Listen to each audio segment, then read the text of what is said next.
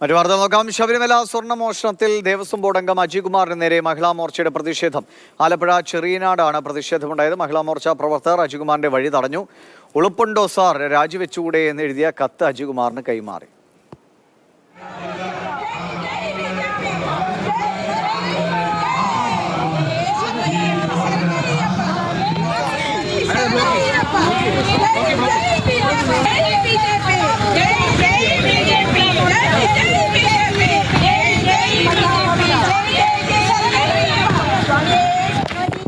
രഘുനാഥ് നാരായണൻ വിവരങ്ങളുമായിട്ടുണ്ട്. രഘു, ആ പ്രതിഷേധക്കത്ത് അദ്ദേഹം ഏറ്റുവാങ്ങിയോ?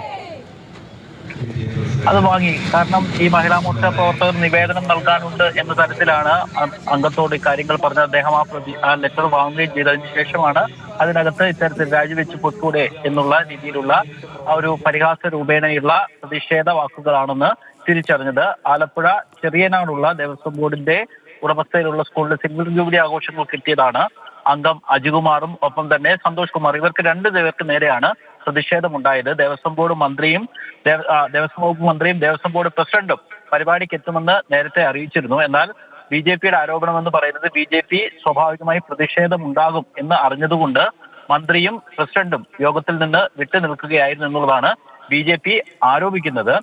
എന്തായാലും ഈ രണ്ട് അംഗങ്ങൾക്ക് നേരെയും പ്രതിഷേധമുണ്ടായി. നേരത്തെ ദിവീഷ് പറഞ്ഞതുപോലെ ഉളുപ്പുണ്ടെങ്കിൽ രാജിവെച്ചൂടെ സാർ എന്ന രീതിയിലുള്ള രണ്ട് കത്തുകൾ ഈ രണ്ട് ദേവസ്വം ബോർഡ് അംഗങ്ങൾക്ക് മഹിളാ മോർച്ച പ്രവർത്തകർ കൈമാറുകയും ചെയ്തു.